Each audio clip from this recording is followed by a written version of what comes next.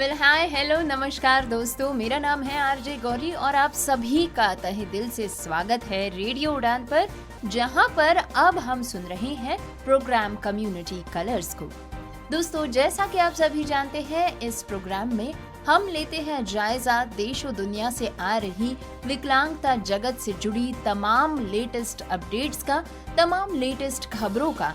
साथ ही साथ इस शो में हम सुनते हैं विकलांगता जगत से जुड़े जॉब अलर्ट्स, ट्रेनिंग सेशंस के बारे में और तमाम ऐसी जानकारी जिससे कि हमारे लिसनर सीधा फायदा उठा सके। इसी शो के दरमियान हम सुनते हैं DEPWD MSJE Facebook update section भी, जिसमें हम लेते हैं डिपार्टमेंट की तरफ से आ रही ऑथेंटिक और लेटेस्ट फेसबुक अपडेट्स के बारे में। दोस्तों, हमारी ये पूरी कोशिश रहती है कि हमारे इस शो के माध्यम से हम आप तक पहुंच सके, आपके साथ जुड़ सके और हम और आप मिलकर इस शो को एक सही दिशा में बढ़ा सके। दोस्तों, अगर कोई ऐसी खबर आती है जिसे आप इस शो पर सुनना चाहते हैं, तो कृपया हमें हमारे YouTube कमेंट सेक्शन के माध्यम से आप उसे भेज सकते हैं। साथ ही आप हमें ईमेल भी कर सकते हैं mail@radioudan.com पर, या अपनी बात कहने के लिए आप हमसे जुड़ सकते हैं लिंक्डइन या फिर फेसबुक के माध्यम से भी। दोस्तों, आशा करते हैं कि अभी तक आप रेडियो उड़ान की ऐप तो डाउनलोड कर ही चुके होंगे और रेडियो उड़ान के तमाम एंटरटेनमेंट प्रोग्राम्स का भी मजा उठा रहे होंगे। अगर आपने अभी तक इसकी ऐप डाउनलोड नहीं की है तो कृपया प्ले स्टोर या ऐप स्टोर पर जाकर इसे तुरंत डाउनलोड कर लीजिए। अगर आप रेडियो उड़ान का लाइव स्ट्रीमिंग सुनना चाहते हैं तो हमारी वेबसाइट www.radioudan.com पर जाकर प्ले बटन दबाएं और इसे लाइव सुनने का मजा लें। दोस्तों, हमारी वेबसाइट के माध्यम से रजिस्टर नाउ में जाकर आप अपने मनपसंद शोज के लिए फीडबैक भी दे सकते हैं। अगर आप अपने मनपसंद शो में कोई बदलाव लाना चाहते हैं, कोई सुझाव देना चाहते हैं या फिर कोई ऐसी चीज जो आपको अच्छी न लगी हो उसे मेंशन करना चाहते हैं, तो हमारे शो के लिए आप फीडबैक भी हमारी वेबसाइट के माध्यम से, शोज फीडबैक के माध्यम से दे सकते हैं। बहरहाल, बात करते हैं आज के शो की, तो आइए सुनते हैं आज के शो की हेडलाइंस और जानते हैं कि कौन सी खबरें हैं जो इस हफ्ते रही हैं कम्युनिटी कलर्स के हाइलाइट्स में। NFB ने बजट पर जताई नाराजगी, वित्त विभाग को लिखा पत्र। हिमाचल प्रदेश ने विकलांग बच्चों वाली माताओं के लिए चाइल्ड केयर लीव नियमों को किया अपडेट। JU स्टूडेंट्स ने बनाया कैंपस का एक्सेसिबल ब्रेल मैप। NFB की तरफ से कर्नाटक उत्कृष्टता पुरस्कार 2024 के लिए सूचना। NFB ने की है प्रतिभा अवार्ड्स के लिए आवेदनों की घोषणा। सुनेंगे NFB जॉब अलर्ट्स। सुनेंगे मध्य प्रदेश दृष्टिहीन कल्याण संघ की आयोजित प्रतियोगिता के बारे में। बेंगलोर में लिया जाएगा दृष्टिबाधित छात्रों के लिए निःशुल्क कंप्यूटर प्रशिक्षण। दृष्टिबाधित छात्रों के लिए मित्रा ज्योति के डिजिटल साक्षरता 3 महीने के आवासीय प्रशिक्षण कार्यक्रम के लिए खुले पंजीकरण। प्रोग्राम कम्युनिटी कलर्स में अभी आपने सुनी आज के शो की हेडलाइंस। प्रोग्राम में अब समय हो चला है आगे बढ़ने का, तो बिना वक्त गवाए आइए सुनते हैं डिटेल्ड न्यूज बुलेटिन।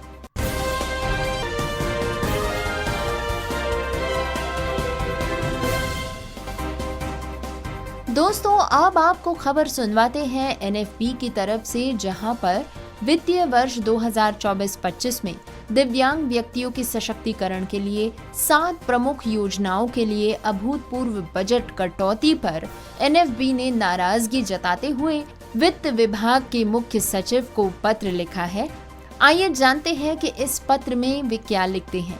वे लिखते हैं कि हम खुद को देश में दृष्टिहीनों के सबसे बड़े स्वयं सहायता संगठन के रूप में पेश करते हैं, जो सामान्य रूप से दिव्यांग व्यक्तियों के अधिकारों और विशेष रूप से अंधेपन और कम दृष्टि वाले व्यक्तियों के अधिकारों की सुरक्षा में सक्रिय रूप से लगा हुआ है। हमने दिव्यांग व्यक्तियों के लिए सकारात्मक विधायी और नीतिगत ढांचा सुनिश्चित करने के लिए रचनात्मक भागीदारी और सहयोग के माध्यम से सरकार के साथ खुद को जोड़ा है। हम सामान्य रूप से दिव्यांग व्यक्तियों के अधिकारों और विशेष रूप से दृष्टिहीन और कम दृष्टि वाले लोगों के लिए काम करने वाले सबसे बड़े स्वयं सहायता संगठन की ओर से आपका ध्यान आकर्षित करना चाहते हैं। एक चौंकाने वाले फैसले में राज्य सरकार ने वित्तीय वर्ष 2024 और 25 के लिए दिव्यांग व्यक्तियों के बजट आवंटन को पिछले वित्तीय वर्ष 2023-24 के अनुपात में 80% तक कम कर दिया। ये बजट की कटौती मुख्य रूप से विकलांग व्यक्तियों के सशक्तिकरण के लिए लागू की गई 7 प्रमुख योजनाओं से संबंधित है, जिसमें के विभिन्न प्रकार की सेवाओं को शामिल किया गया है, जैसे कि विभिन्न विकलांग व्यक्तियों के लिए सहायक उपकरणों का वितरण, चलने फिरने में अक्षम व्यक्तियों के लिए मोटर चालित दुपहिया वाहन और बैटरी चालित व्हीलचेयर, श्रवण बाधित व्यक्तियों को उनकी आजीविका कमाने में सक्षम बनाने के लिए सिलाई मशीन, दृष्टि बाधित छात्रों की उच्च शिक्षा को सुविधाजनक बनाने वाले लैपटॉप और ब्रेल किट आदि। पत्र में एनएफबी इस बार के बजट के बारे में कहते हैं कि चालू वित्त वर्ष के बजट आवंटन के लिए केवल 10 करोड़ रुपए ही दिए गए हैं। पिछले वित्त वर्ष में ये राशि 54 करोड़ थी। दोस्तों, पत्र में कहा गया है कि ये योजनाएं विकलांग व्यक्तियों के शारीरिक, सामाजिक और आर्थिक सशक्तिकरण के लिए महत्वपूर्ण है। ये न केवल विकलांग व्यक्तियों के अधिकारों को सुनिश्चित करती है, बल्कि विकलांग व्यक्तियों के अधिकार अधिनियम 2016 और विकलांग व्यक्ति के अधिकार पर संयुक्त राष्ट्र सम्मेलन 2007 के तहत कानूनी दायित्व भी है। फंडिंग में कटौती की वजह से लोकप्रिय योजनाओं को बजट का आवंटन कम किया गया है। दोस्तों, एनएफबी विनम्रता पूर्वक इस पत्र में आवेदन करते हैं कि इस निवेदन पर तत्काल विचार किया जाए तथा इस बजट को कम से कम पिछले वित्तीय वर्ष के आवंटन के स्तर तक संशोधित किया जाए तथा किसी भी कीमत पर उससे कम न रखा जाए। इसी के साथ एनएफबी विश्वास जताते हैं कि अनुरोध पर शीघ्र और सकारात्मक ध्यान दिया जाएगा तथा एनएफबी समर्थन और कार्रवाई की आशा करते हैं। साथ ही एनएफबी ने अपने पत्र में लिखा है कि एनएफबी का प्रतिनिधि मंडल इस मामले में एक औपचारिक ज्ञापन प्रस्तुत करने के लिए मिलने के लिए उत्सुक है, इसलिए अनुरोध किया जाता है कि इस मामले में एनएफबी को साथ और सहयोग दिया जाए। दोस्तों, इस पत्र से जुड़ी अगली कार्रवाई के साथ भी हम आपको अपडेटेड रखते रहेंगे हमारे आने वाली एपिसोड्स के साथ। दोस्तों, अब एक महत्वपूर्ण खबर सुनते हैं हिमाचल प्रदेश से। एक कानूनी घटनाक्रम में हिमाचल प्रदेश सरकार ने विकलांग बच्चों की माताओं की सहायता के लिए अपनी चाइल्ड केयर लीव नीतियों को अपडेट कर दिया है, जैसा कि बुधवार को सुप्रीम कोर्ट को बताया गया। ये परिवर्तन केंद्रीय सिविल सेवा छुट्टी नियम 1972 के अनुरूप है और सेवानिवृत्त मुख्य न्यायाधीश डीवाई चंद्रचूड़ की अध्यक्षता वाली पीठ के निर्देश द्वारा शुरू किया गया था। ये संशोधन नालागढ़ के सरकारी कॉलेज में भूगोल विभाग की एक सहायक प्रोफेसर द्वारा लाए गए मामले से उत्पन्न हुआ। उन्होंने अपने 14 वर्षीय बेटे की देखभाल में अपने संघर्षों को उजागर किया, जिसे ऑस्टियोजेनेसिस इम्परफेक्टा नामक एक आनुवांशिक बीमारी है जिसके लिए निरंतर चिकित्सा ध्यान और सर्जरी की आवश्यकता होती है। अपनी सभी स्वीकृत छुट्टियां समाप्त होने के बाद उन्होंने न्यायिक राहत की मांग की थी, क्योंकि मौजूदा राज्य प्रावधान उनकी जरूरतों को पूरा नहीं कर पा रहा था। हिमाचल प्रदेश हाईकोर्ट द्वारा 2021 में उनकी याचिका खारिज किए जाने के बाद उनकी दुर्दशा सुप्रीम कोर्ट तक पहुंच गई। सुप्रीम कोर्ट ने स्थिति की गंभीरता को समझते हुए पर्याप्त छुट्टी न दिए जाने को एक गंभीर गलती बताया और समान कार्यबल भागीदारी के लिए महिलाओं के संवैधानिक अधिकारों पर आघात बताया। जवाब में सर्वोच्च न्यायालय ने हिमाचल प्रदेश सरकार को नीति पर विचार विमर्श करके मुख्य सचिव के नेतृत्व वाली एक समिति गठित करने। दोस्तों, खबर सुनते हैं कोलकाता से। जादवपुर विश्वविद्यालय के अंग्रेजी विभाग के 2 स्नातकोत्तर छात्रों ने विश्वविद्यालय के विदाई उपहार के रूप में परिसर का एक स्पर्शनीय ब्रेल मानचित्र बनाकर परिसर को अधिक समावेशी और विकलांग लोगों के लिए अनुकूल बनाने के लिए एक परियोजना शुरू की है। रामेश्वर चक्रवर्ती और अष्टार्थ दास ने मौजूदा विश्वविद्यालय मानचित्र को अपने संदर्भ के रूप में इस्तेमाल किया और भारतीय साहित्य में विकलांगता पाठ्यक्रम के लिए एक परियोजना के हिस्से के रूप में 2 महीने तक अथक परिश्रम किए। दास ने कहा है कि हमने एक बड़े लकड़ी के बोर्ड पर काम किया जिसमें दृष्टिबाधित छात्रों के लिए नेविगेशन को आसान बनाने और परिसर का स्पर्शनीय अनुभव प्रदान करने के लिए स्क्रू और कार्डबोर्ड का उपयोग किया गया। चक्रवर्ती का मानना है कि ये जेयू को विदाई उपहार है जो परिसर को समावेशी बनाएगा, क्योंकि इसमें हमारे अंदर के कई मूल्यों को समाहित किया गया है। सहायक प्रोफेसर ईशान चक्रवर्ती के अनुसार जब उन्होंने पहली बार अपनी परियोजना के बारे में बताया तो वे थोड़े संशय में थे, लेकिन अब वे अंतिम ब्रेल मानचित्र को देखकर बहुत खुश हैं। उन्होंने कहा कि जब मैं ये पाठ्यक्रम पढ़ता हूँ तो मैं विकलांगता अधिकारों और पहुँच के बारे में बात करता हूँ, इसलिए ये पहुँच के सवाल को दृश्यमान बनाने और सभी के लिए पहुँच सुनिश्चित करने की दिशा में एक महत्वपूर्ण कदम है। अंग्रेजी विभाग के प्रमुख मनोजीत मंडल ने कहा कि मुझे गर्व है कि समावेशिता और सामाजिक न्याय के हमारे दृष्टिकोण को ध्यान में रखते हुए हमारे छात्रों ने इसे तैयार किया है। परिसर के दृष्टिबाधित छात्रों ने इस पहल का स्वागत किया और कहा कि ये उनके लिए उपयोगी होगा। दोस्तों, NFB कर्नाटक एक्सीलेंसी अवार्ड्स 2024 के लिए आवेदन आमंत्रित किए जा रहे हैं। कर्नाटक में रहने वाले दृष्टिहीन व्यक्तियों से उनके संबंधित क्षेत्रों में उनके उत्कृष्ट प्रदर्शन को मान्यता देने के लिए प्रतिष्ठित राज्य स्तरीय NFB उत्कृष्टता पुरस्कार 2024 यानी कि state level NFB excellency awards 2024 के लिए आवेदन आमंत्रित किए जा रहे हैं। दोस्तों, आपको बता दें कि ये पुरस्कार 4 श्रेणियों में दिए जाते हैं। एक है आदर्श कर्मचारी यानी रोल मॉडल एम्प्लॉय, 2 स्वरोजगार में आदर्श यानी role model in self employment, 3 कला या खेल में आदर्श रोल मॉडल इन आर्ट्स और स्पोर्ट्स, 4 सामाजिक कार्य में आदर्श यानी role model in social work. दोस्तों, ये पुरस्कार 4 जनवरी 2025 को अंतर्राष्ट्रीय विश्व ब्रेल दिवस पर बंगलौर में प्रदान किए जाएंगे। इच्छुक व्यक्ति प्रत्येक पुरस्कार के लिए निर्धारित आवेदन पत्र का उपयोग करके आवेदन कर सकते हैं। विधिवत भरे हुए फॉर्म्स, प्रशंसा पत्र, उपलब्धियों और तस्वीरों की प्रतियों के साथ महासंघ के आधिकारिक ईमेल nfbkarnatak@gmail.com, याद रहे nfbkarnatak@gmail.com के माध्यम से 30 नवंबर 2024 तक जमा हो जाए। याद रहे अंतिम तिथि है 30 नवंबर 2024 और ईमेल आईडी फिर से एक बार नोट करें nfbkarnatak@gmail.com। दोस्तों, इसके लिए आवेदन पत्र महासंघ की वेबसाइट www.nfbkarnatak.org से डाउनलोड किया जा सकता है या फिर आप कांटेक्ट करें NFB के हेल्प डेस्क को, जिसका नंबर है 9916368800। यहाँ से आपको फॉर्म की प्रति मिल सकती है। NFB कर्नाटक के पदाधिकारी और कार्यकारी सदस्य भी अपने परिचित संभावित व्यक्तियों की ओर से उनकी सहमति से आवेदन कर सकते हैं।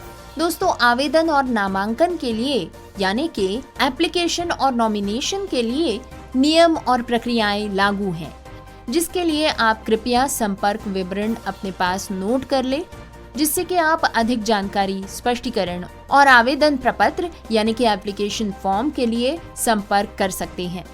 पहला नंबर है हेल्प डेस्क कार्यकारी NFB कर्नाटक 08029554798। मोबाइल नंबर है 9916368800।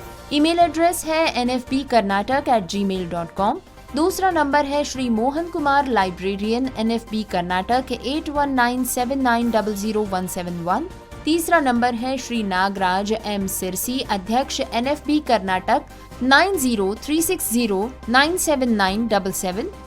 और चौथा नंबर है श्रीमती गीता राम मोहन सचिव NFB कर्नाटक 9741779498। दोस्तों, आप सभी से अनुरोध है कि कृपया इस घोषणा को अपने संपर्कों में यथासंभव व्यापक रूप से साझा करें और कर्नाटक में रहने वाले पात्र दृष्टिबाधित व्यक्तियों को पुरस्कार के लिए आवेदन करने को प्रोत्साहित करें। दोस्तों, न्यूज बुलेटिन इसी तरह जारी रहेगा, लेकिन एक छोटे से ब्रेक के बाद। हिडन वॉइसेस की तरफ से आप सभी का स्वागत। हिडन वॉइसेस एक दृष्टि एक आवाज, और इसने पूरे भारत में दृष्टिबाधित और आर्थिक रूप से विकलांग बच्चों और वयस्कों को किताबों की दुनिया खोलकर सशक्त बनाने के लिए 1000 से भी अधिक छिपी हुई आवाजों को मिलाया है। 28 अप्रैल 2019 को देवी कृष्णा द्वारा स्थापित और सुश्री मैत्री राजदेव द्वारा सह संस्थापित हिडन वॉइसेस एक अद्वितीय रीडिंग चैरिटी है। देवी एक अनुभवी मनोचिकित्सक और काउंसलर है और ह्यूमन रिसोर्स मैनेजमेंट की एक दक्ष प्रबंधक है। देवी ने पूरे भारत के विभिन्न भाषाओं के स्वयंसेवकों को दृष्टिबाधितों के लिए ऑडियो किताब पढ़ने और बनाने के लिए तैयार किया है। एक भागीदार के रूप में श्री सुधीश पी और इसके अध्यक्ष के रूप में सुश्री सिंसी थॉमस के साथ हिडन वॉइसेस के अब कुल 1500 से भी अधिक इन हाउस पाठक है और ये JNU, पुणे और दक्षिण भारत स्थित कई क्लबों से जुड़ा हुआ है, जिसके चलते अब हिडन वॉइसेस के पास 3000 से भी अधिक पाठक है। इसमें सबसे छोटे पाठक 5 साल की उम्र से लेकर सबसे बड़े पाठक 82 साल के अनुभव वाले स्वयंसेवक है। पाठकों को उम्र और चुनी गई भाषा के अनुसार ग्रुप्स में बांट दिया जाता है। हिडन वॉइसेस के पास अब लगभग 20 भाषाओं में जानकारी पूर्ण और काल्पनिक दोनों ही तरह की पुस्तकों की एक सूची तैयार है।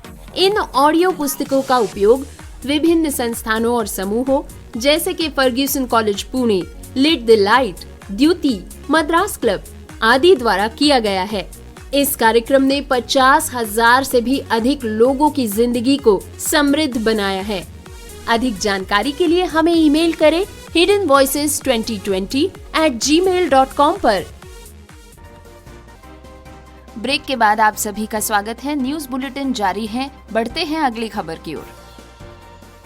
दोस्तों, अब बारी है NFB के जॉब अलर्ट सुनने की। NFB कर्नाटक जॉब अलर्ट्स में साझा करते हैं। नेशनल सीड्स कॉर्पोरेशन लिमिटेड ने 188 विभिन्न पदों की भर्ती में VI के लिए 2 रिक्तियां आरक्षित की है। लास्ट डेट ऑफ एप्लीकेशन है 30 नवंबर। 30 नवंबर तक आप आवेदन कर सकते हैं। अधिक जानकारी के लिए कृपया आप विजिट करें www.indiaseeds.com पर। याद रहे www.indiaseeds.com पर। अगली जॉब अलर्ट में NFB लिखते हैं, कोल इंडिया लिमिटेड ने 640 प्रबंधन प्रशिक्षुओं की भर्ती में LV के लिए 16 रिक्तियां आरक्षित की हैं। लास्ट डेट ऑफ एप्लीकेशन है 28 नवंबर। इसके पहले आप आवेदन कर सकते हैं। अधिक जानकारी के लिए आप विजिट करें www.coalindia.in पर। याद रहे www.coalindia.in पर।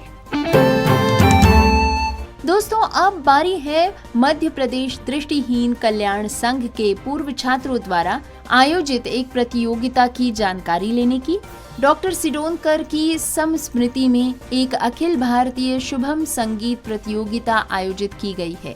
इस प्रतियोगिता को 3 चरणों में आयोजित किया गया है। इस प्रतियोगिता में लगभग 20 राज्यों के 180 दृष्टिबाधित प्रतियोगियों ने प्रतिभाग किया है। इस प्रतियोगिता के पुरस्कार वितरण समारोह को 20 नवंबर 2024 को शाम 7 बजे आयोजित किया गया। ये कार्यक्रम गूगल मीट द्वारा ऑनलाइन माध्यम से किया गया। इस कार्यक्रम में श्रोताओं के रूप में सभी लोग जुड़ सकते थे। ये कार्यक्रम पूर्णतया समावेशी था। कार्यक्रम की अध्यक्षता प्रोफेसर दयाल सिंह पवार कर रहे थे।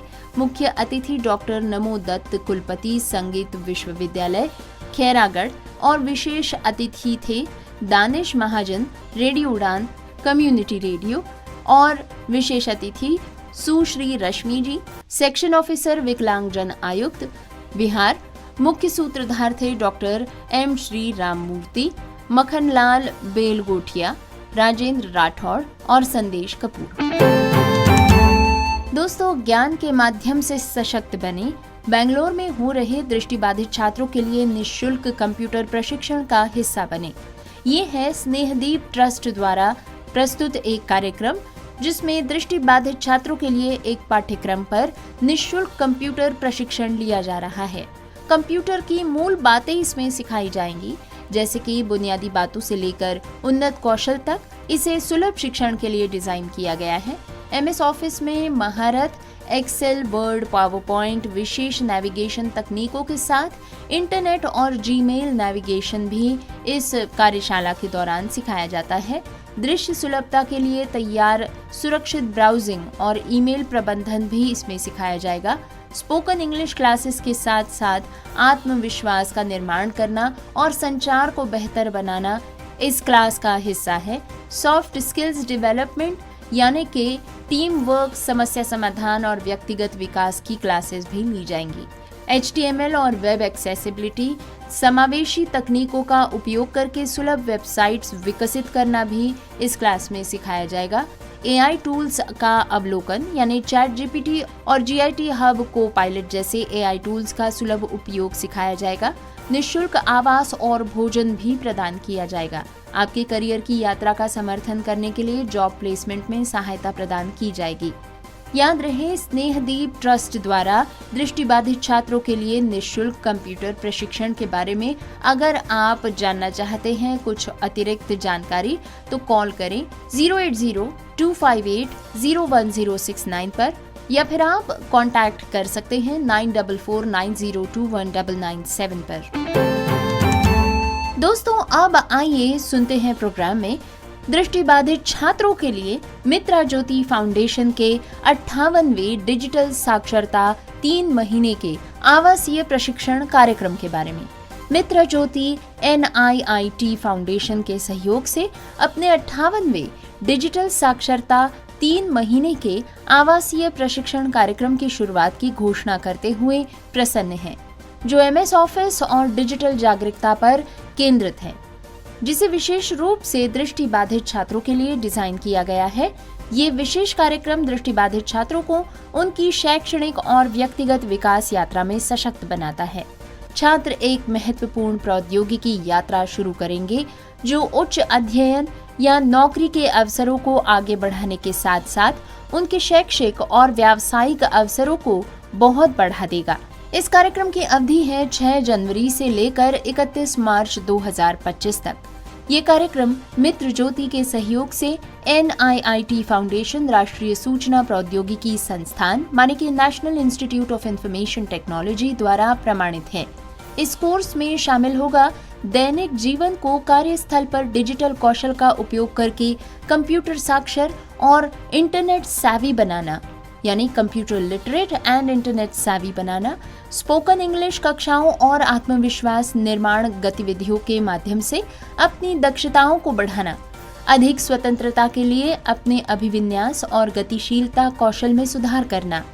दोस्तों, विकलांग व्यक्तियों के अधिकारों को समझने के लिए कानूनी जागरूकता भी इस कार्यक्रम का एक हिस्सा है। मित्रा ज्योति के प्लेसमेंट सेल से नौकरी प्लेसमेंट में सहायता दी जाएगी।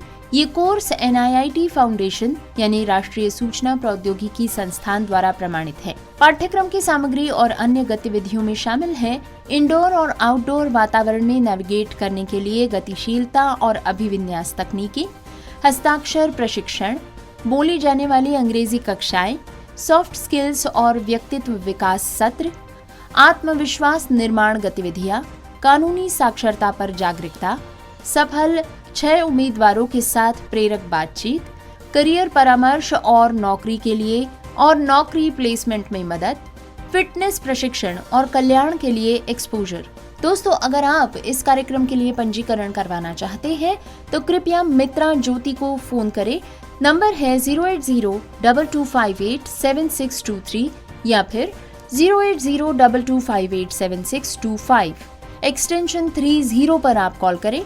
पात्रता निर्धारित करने के लिए टेलीफोनिक स्क्रीनिंग या साक्षात्कार आयोजित किया जाएगा। पंजीकरण की अंतिम तिथि है 4 जनवरी 2025। दोस्तों, मित्रा ज्योति की ये पोस्ट आप फेसबुक पेज पर भी देख सकते हैं, जिस पोस्ट में मित्र ज्योति में चल रही गतिविधियों को उजागर करने वाली 5 छवियां भी मौजूद हैं, जिनमें कंप्यूटर प्रशिक्षण कक्षाएं, हस्ताक्षर कक्षाएं और गतिशीलता प्रशिक्षण सत्र भी शामिल हैं। दोस्तों, अब खबर सुनते हैं national federation of the blind की तरफ से यानी कि NFB की तरफ से प्रतिभा अवार्ड्स 2024 की घोषणा के बारे में। कर्नाटक में रहने वाले दृष्टिबाधित मेधावी छात्रों से प्रतिष्ठित राज्य स्तरीय NFB प्रतिभा पुरस्कार 2024 के लिए आवेदन आमंत्रित किए गए हैं, जिन्होंने 2024 में SSLC, PUC, डिग्री और PG पाठ्यक्रम उत्तीर्ण किए हैं, जिनके कुल अंक SSLC और PUC में 90% से कम नहीं है, डिग्री में 80% और PG में 70% से कम नहीं है, और जो अपने दृष्टिबाधित पाठ्यक्रम के साथियों में प्रथम स्थान पर रहे हैं, वे इस पुरस्कार को प्राप्त करने हेतु आवेदन कर सकते हैं। ये पुरस्कार 4 जनवरी 2025 शनिवार को बंगलौर के अंतर्राष्ट्रीय विश्व ब्रेल दिवस के अवसर पर प्रदान किए जाएंगे। पात्र छात्र NFB कर्नाटक के कार्यालय में उपलब्ध निर्धारित प्रारूप में अपना आवेदन जमा करें, यानी कि एक प्रिस्क्राइब्ड फॉर्मेट के तहत ही आपको ये आवेदन जमा करना होगा। प्रमाण पत्रों और तस्वीरों की प्रतियों के साथ विधिवत भरे हुए फॉर्म्स फेडरेशन के कार्यालय को 7 दिसंबर 2024 तक आधिकारिक ईमेल ID nfbkarnatak@gmail.com, याद रहे nfbkarnataka@gmail.com पर प्राप्त हों। दोस्तों, आवेदन और नामांकन के लिए यानी कि एप्लीकेशन और नॉमिनेशन के लिए नियम और प्रक्रियाएं लागू हैं। फ्रेंड्स, NFB प्रतिभा अवार्ड्स 4 श्रेणियों में राज्य के ऐसे दृष्टिबाधित छात्रों को दिए जाते हैं जिन्होंने अपने संबंधित शैक्षणिक पाठ्यक्रम में असाधारण प्रदर्शन किया हो। प्रत्येक श्रेणी में 15,000 तक का कैश पुरस्कार भी दिया जाता है तथा प्रशस्ति पत्र भी दिया जाएगा। अधिक जानकारी, स्पष्टीकरण और एप्लीकेशन फॉर्म्स के लिए आप संपर्क कर सकते हैं श्रीमती हेमा हेल्प डेस्क कार्यकारी अधिकारी NFB कर्नाटक 08029554798। मोबाइल नंबर है 9916368800। ईमेल ID है nfbkarnatak@gmail.com, या फिर आप संपर्क करें श्री मोहन कुमार लाइब्रेरियन NFB कर्नाटक 8197900171 पर, या आप संपर्क कर सकते हैं श्रीमती गीता राम मोहन सचिव NFB कर्नाटक। मोबाइल नंबर है 9741779498। और ये अगला नंबर भी आप नोट कर लें, श्री नागराज M सिरसी अध्यक्ष NFB कर्नाटक। मोबाइल नंबर है 9036097977। दोस्तों, आप सभी से अनुरोध है कि कृपया इस घोषणा को अपने संपर्कों में यथासंभव व्यापक रूप से साझा करें और योग्य दृष्टिबाधित छात्रों को इस पुरस्कार के लिए आवेदन करने के लिए प्रोत्साहित करें, ताकि उनके सभी श्रमों का सही मायने से सम्मान किया जा सके, उनकी हौसला अफजाई की जा सके। तो जल्द से जल्द अपना आवेदन भरें। याद रहे, अंतिम तिथि है 7 दिसंबर 2024। तो आज ही एप्लीकेशन करें national federation of the blind के प्रतिभा अवार्ड्स 2024 के लिए। Welcome back to the show community colours, और आप सभी लिसनर्स का तहे दिल से फिर से एक बार स्वागत है प्रोग्राम के इस नए नवेले सेक्शन में, जिसका नाम है DEPWD MSJE Facebook update section.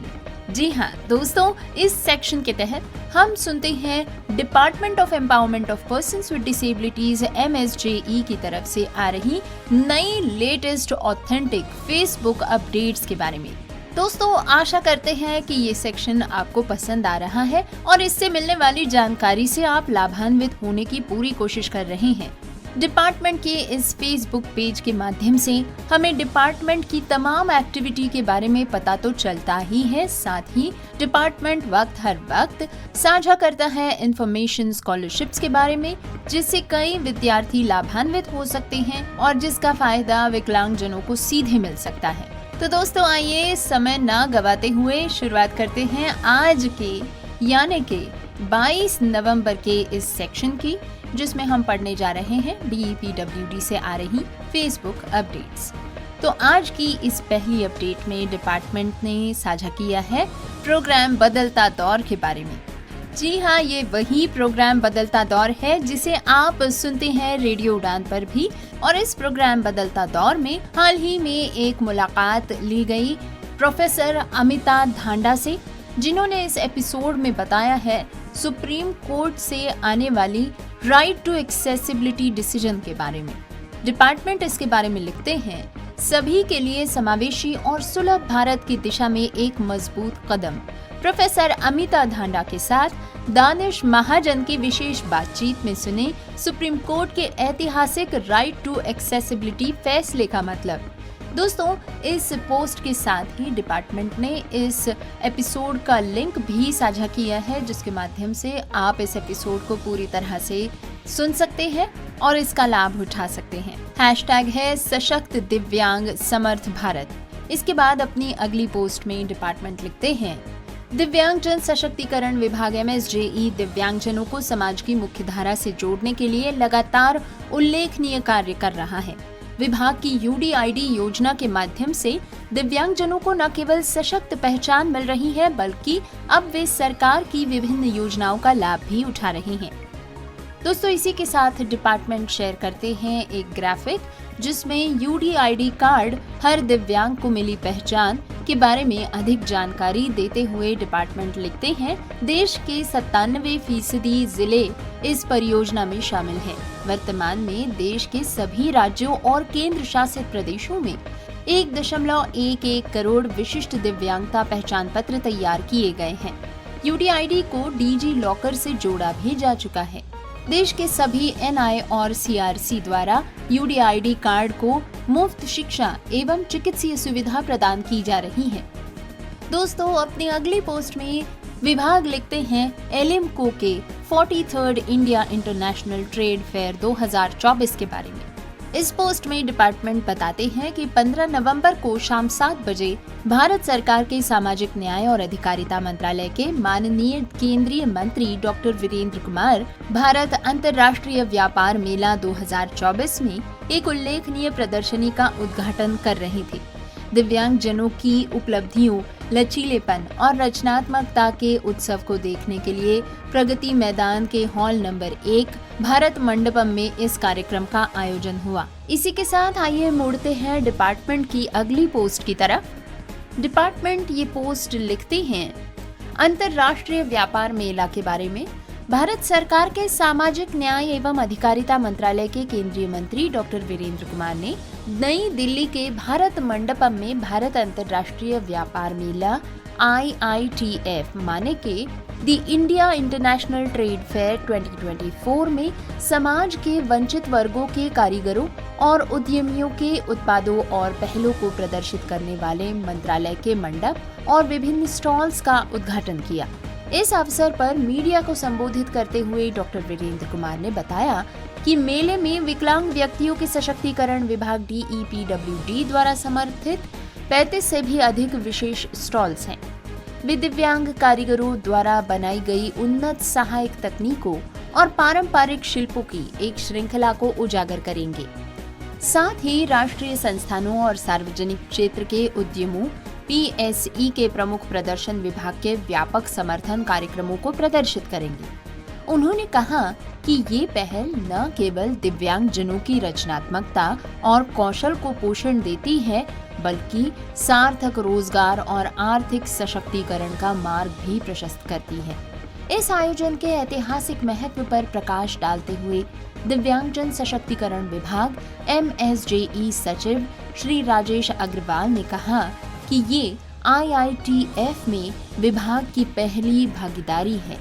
हमें ये घोषणा करते हुए गर्व हो रहा है कि इनमें से 20 से अधिक स्टॉल्स दिव्यांगजनों द्वारा स्वयं चलाए जा रहे हैं, जो उनकी असाधारण प्रतिभा और कौशल को दर्शाते हैं। डिपार्टमेंट आगे लिखते हैं कि इसके अलावा हमारे राष्ट्रीय संस्थानों और एलिम्को ने विकलांग व्यक्तियों के लिए अत्याधुनिक तकनीक प्रस्तुत करते हुए उन्नत कृत्रिम अंग और सहायक उपकरण प्रदर्शित किए हैं। ये स्टॉल न केवल दिव्यांगजनों की रचनात्मकता और क्षमता को प्रदर्शित करते हैं, बल्कि उनके आर्थिक सशक्तिकरण के लिए एक महत्वपूर्ण मंच के रूप में भी काम करते हैं। इस अवसर पर उपस्थित अन्य गणमान्य व्यक्तियों में मंत्रालय के दोनों विभागों के साथ साथ शीर्ष निगमों, राष्ट्रीय संस्थानों और सार्वजनिक उपक्रमों के वरिष्ठ अधिकारी भी शामिल थे। दोस्तों, डिपार्टमेंट ने इस पोस्ट के साथ साथ इस कार्यक्रम के उद्घाटन की कुछ शानदार तस्वीरें भी साझा की हैं, जिसमें मान्यवर गण कार्यक्रम का लेखा जोखा लेते हुए तथा कार्यक्रम में मौजूद उद्यमियों से बात करते हुए उनके उत्पादनों को नजदीक से निहारते हुए नजर आते हैं। इसी कार्यक्रम के बारे में अपनी अगली पोस्ट में डिपार्टमेंट लिखते हैं, इस आयोजन के महत्व पर प्रकाश डालते हुए दिव्यांगजन सशक्तिकरण विभाग MSJE सचिव श्री राजेश अग्रवाल ने कहा कि ये IITF में विभाग की पहली भागीदारी है। हमें ये घोषणा करते हुए गर्व हो रहा है कि इनमें से 20 से भी अधिक स्टॉल्स दिव्यांगजनों द्वारा स्वयं चलाए जा रहे हैं, जो उनकी असाधारण प्रतिभा और कौशल को दर्शाते हैं।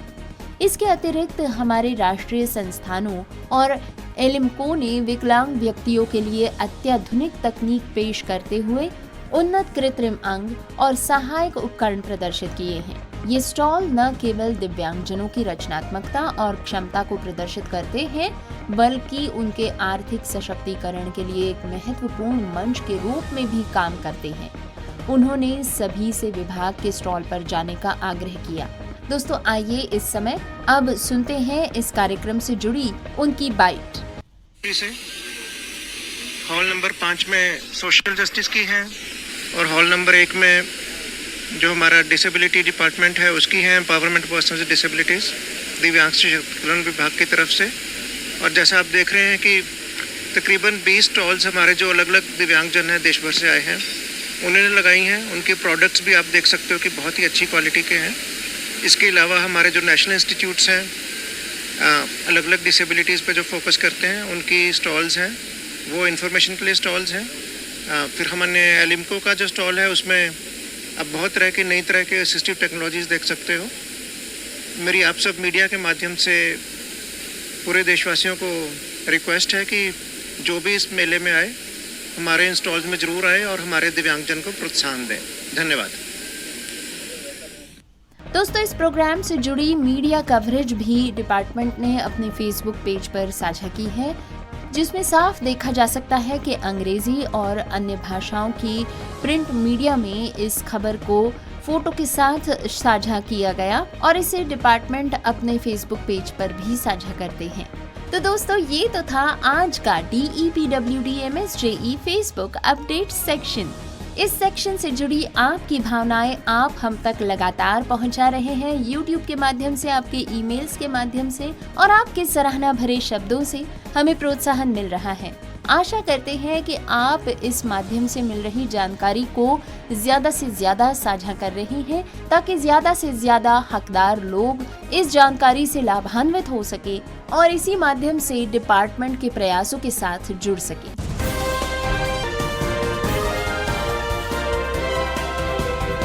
दोस्तों, वक्त तो हो चला है प्रोग्राम को यही समाप्त करने का, लेकिन जाइए नहीं, अभी बाकी है प्रोग्राम कम्युनिटी कलर्स की हेडलाइंस फिर से एक बार सुनने का मौका। तो आइए सुनते हैं प्रोग्राम कम्युनिटी कलर्स की आज की हेडलाइंस।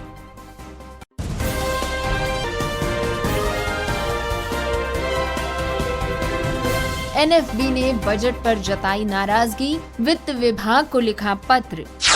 हिमाचल प्रदेश ने विकलांग बच्चों वाली माताओं के लिए चाइल्ड केयर लीव नियमों को किया अपडेट। JU स्टूडेंट्स ने बनाया कैंपस का एक्सेसिबल ब्रेल मैप। NFB की तरफ से कर्नाटक उत्कृष्टता पुरस्कार 2024 के लिए सूचना। NFB ने की है प्रतिभा अवार्ड्स के लिए आवेदनों की घोषणा। सुनेंगे NFB जॉब अलर्ट्स। सुनेंगे मध्य प्रदेश दृष्टिहीन कल्याण संघ की आयोजित प्रतियोगिता के बारे में। बेंगलोर में लिया जाएगा दृष्टिबाधित छात्रों के लिए निःशुल्क कंप्यूटर प्रशिक्षण। दृष्टिबाधित छात्रों के लिए मित्रा ज्योति के डिजिटल साक्षरता 3 महीने के आवासीय